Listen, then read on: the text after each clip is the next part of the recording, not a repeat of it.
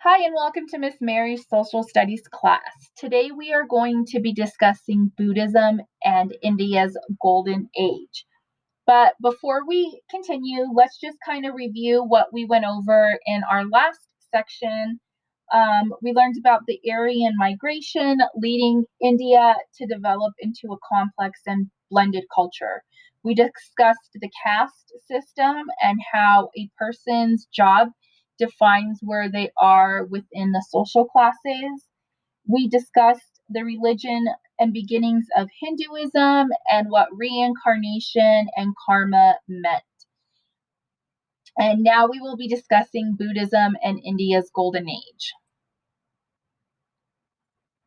So, as always, let's kind of review our essential question and what are the main teachings of the religion?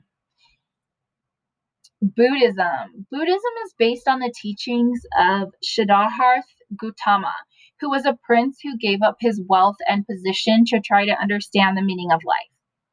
Later on in life, when he began teaching, he would be called Buddha or the Enlightened One. So Siddhartha was born a Hindu prince, and a priest predicted that he would become a wandering holy man. And in order to stop this, his father sheltered him and gave him every luxury. He did not experience anything bad in his life. He did not experience illness, death, or even old age until he was the age of 29. So when he saw this for the first time, it really upset him.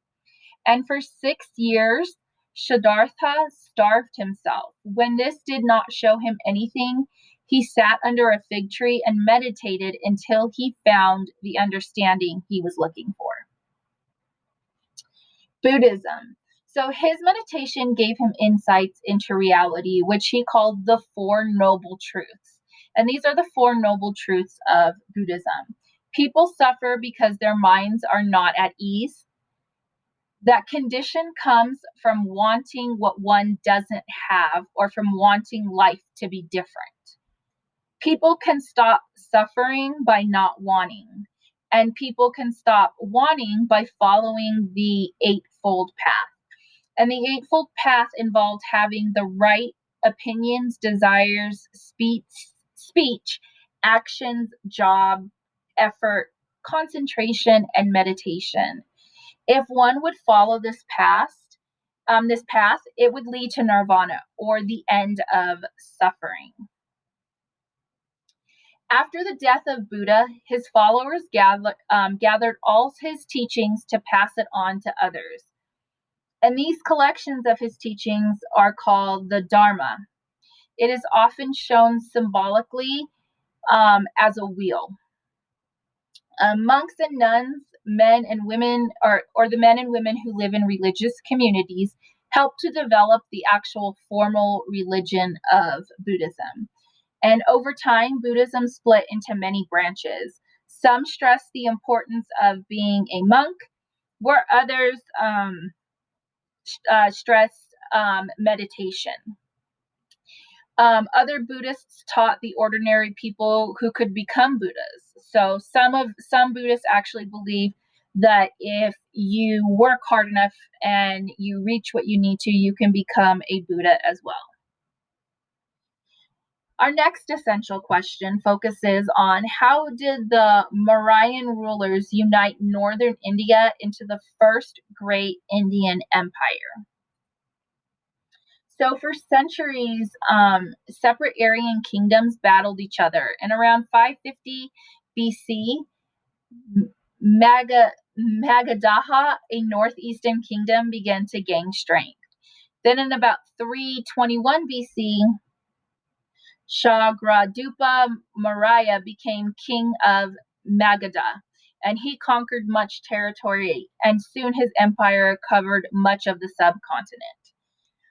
Chadragupta controlled his empire by using spies to learn what people did and an army of soldiers to keep order. He taxed land and crops heavily, and legend says eventually he became a non-violent Jainist monk at the end of his life. So the greatest king was Shadrupa's grandson As- Asokoa, Asaka, who began his rule in 269 BC. Early in his religion, he fought a bloody war and conquered a neighboring kingdom. Afterwards, he decided to rule by Buddhist teachings.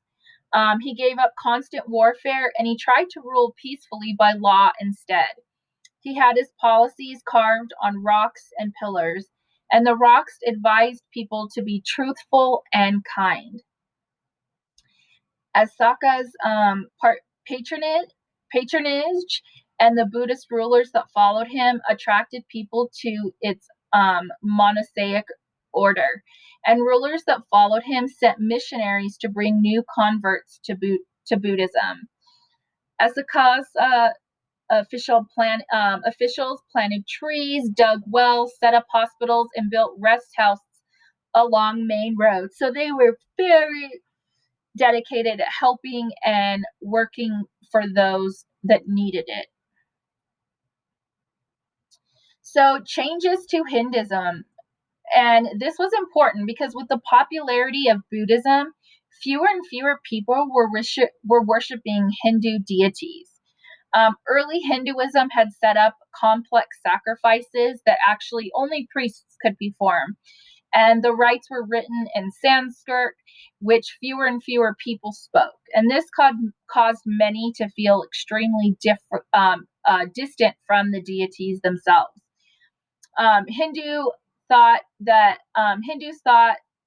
Hindus thought began to change. Okay, poets began to write hymns of praise to the deities, and a hymn is a poem or a song written in praise.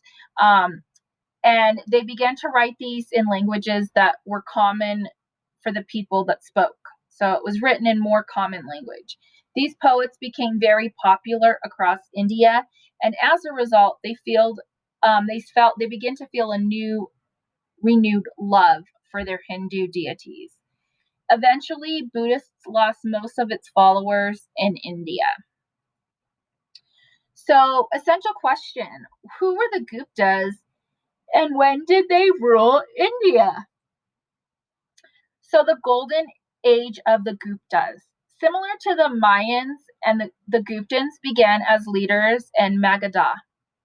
Chandragupta the first became king in 320 AD.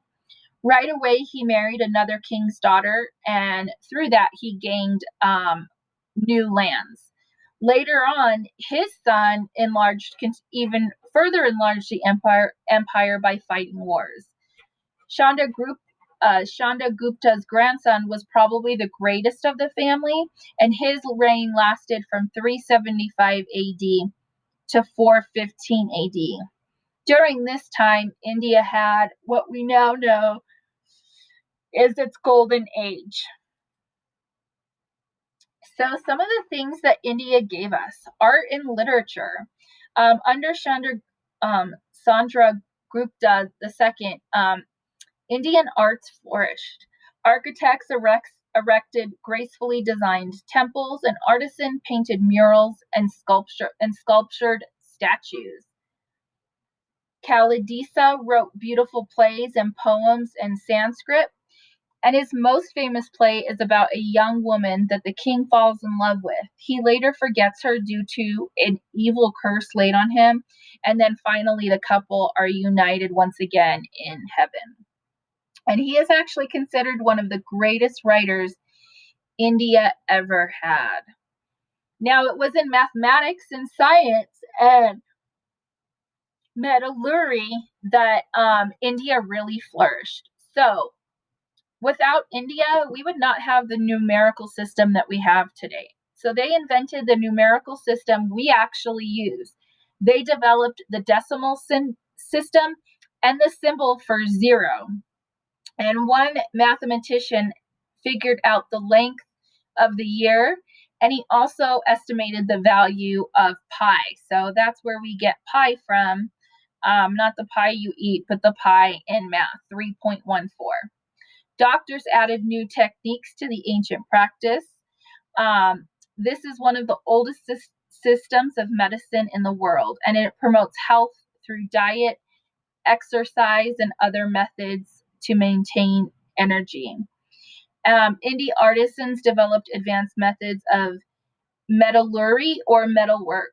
In Delhi, an iron pillar erected in 400 AD still towers over the city. So, through this, trade spreads through Indian culture. Gupta, India profited from foreign trade. Traders sold Indian goods such as cotton and ivory to foreign merchants. Indian merchants brought goods from China, such as silk, and traders and missionaries helped to spread Indian culture and beliefs. Hinduism spread to parts of Southeast Asia, and Buddhism gradually spread to Central Asia, Sri Lanka, China, and Southeast Asia. And we'll learn more about that in the upcoming chapters when we discuss ancient Asia and ancient China. So that is the end of section 3. We will be moving on to the final part of chapter 7, and that's the legacy of India. I hope you enjoyed this. Click next to learn more about ancient India and the legacy it has left.